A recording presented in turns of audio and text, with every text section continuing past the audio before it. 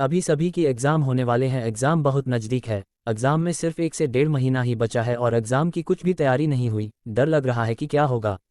पढ़ाई भी अच्छे से नहीं हो पा रही है, पढ़ने का मन ही नहीं कर रहे हैं और पढ़ रहा हूँ तो कुछ याद भी नहीं हो रहा है। इस तरह की प्रॉब्लम आपको भी आ रही होगी। इस तरह की बातें आपके दिमाग में भी आ रही होगी। ऐसा इसलिए होता है क्योंकि हमारे दिमाग को ज़्यादा मेहनत करना पसंद नहीं है और बहुत आलसी टाइप का है, उसे आराम करना पसंद है, इसलिए वो बहाने बनाते रहते हैं ताकि वो मेहनत करने से बच सकते हैं।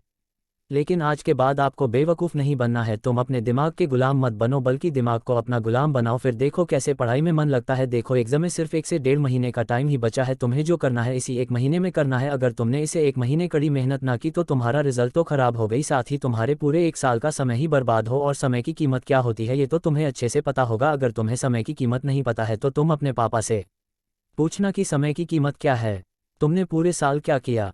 वो मैटर नहीं करता, तुम भूल जाओ कि तुमने पूरे साल क्या किया। इससे कोई फर्क नहीं पड़ता कि तुमने पूरे साल क्या क्या किया। फर्क तो इससे पड़ता है कि तुम इस बचे हुए 1 महीने में क्या करते। सच बता रहा हूँ, अगर तुमने मन लगाकर इस बचे हुए 1 महीने में कड़ी मेहनत की तो तुम्हें टॉप करने से कोई नहीं रोक सकता। बस शर्त तो यह है कि तुम पढ़ते कैसे। मेरी बात मानकर तुम 1 महीने के लिए संन्यास के मूड में चले जाओ। सिर्फ 1 महीने काफ़ी है। अगर तुम क्लास में अच्छा रैंक लाना चाहते हो, अच्छे नंबर से पास होना चाहते हो तो तुम इस 1 महीने के लिए पूरी तरह संन्यास के मूड में चले जाओ और भूल जाओ उन सभी चीज़ों को जिससे तुम्हारा ध्यान भटकता है। इंस्टा भी, व्हाट्सएप, इन सभी को यूज़ करना एकदम कम कर दो, ना के बराबर। अगर तुम्हारी कोई गर्लफ्रेंड या कोई बॉयफ्रेंड, उसे बोल दो कि 1 महीने बाद मेरी एग्जाम है, मैं तुम्हें एग्जाम कंप्लीट होने तक ज़्यादा टाइम नहीं दे पाऊंगा। देखो यार, 1 महीना कोई बहुत बड़ा समय नहीं। अगर तू अपनी लाइफ बेटर बनाना चाहते हो तो तुम इतना त्याग तो कर ही सकते हो। वो कहते हैं ना, कुछ पाने के लिए कुछ खोना पड़ता है। तो आप इस 1 महीने के लिए कुछ चीज़ों का त्याग करो। जैसे मान लो आप दिन में 24 घंटे होते हैं, 24 घंटे में से 8 घंटे आप सोते, तो इसी 1 महीने आप 8 घंटे की जगह 6 घंटे ही सुनो और उसमें से जो 2 घंटे बच रहे उसे अपने पढ़ाई को दो। और मान लो आप दिन में 3 से 4 घंटे मोबाइल यूज़ करते हो, ज़्यादा भी करते होगी लेकिन मैं 3 से 4 घंटे ही कह रहा हूँ, तो उस 3 से 4 घंटे को आप 1 महीने के लिए अपने पढ़ाई को दो और मोबाइल को साइड में रख दो। 1 महीने 2 घंटा कम सोओगे, आपका मोबाइल चलाओगे, मतलब ना के बराबर तो कुछ नहीं होगा।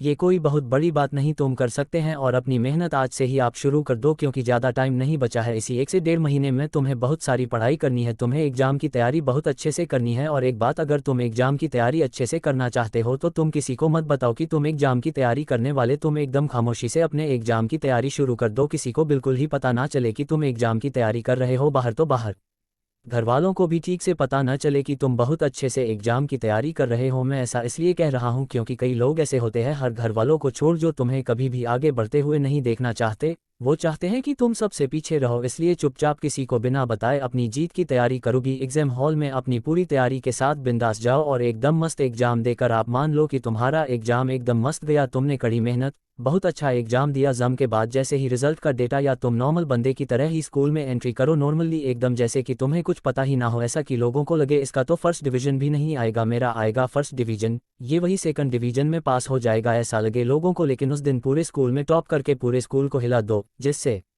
तुम्हारे जो हेड है तुमसे जो जलते हैं वो यही देखकर जलकर पूरी तरह राख हो जाए। फिर क्या है, एक हाथ में रिजल्ट लो और एक हाथ में मिठाई का डिब्बा और घर चले जाओ। फिर अपने मम्मी पापा को मिठाई खिलाकर अपना रिजल्ट दिखाओ, ये देख करो तुम पर कितना गर्व करेंगे। सोचो उन्हें कितनी खुशी होगी, हो सके तो उनकी आंखों में खुशी के आंसू भी आ जाए, फिर वो तुम्हारा कितना सपोर्ट करेंगे।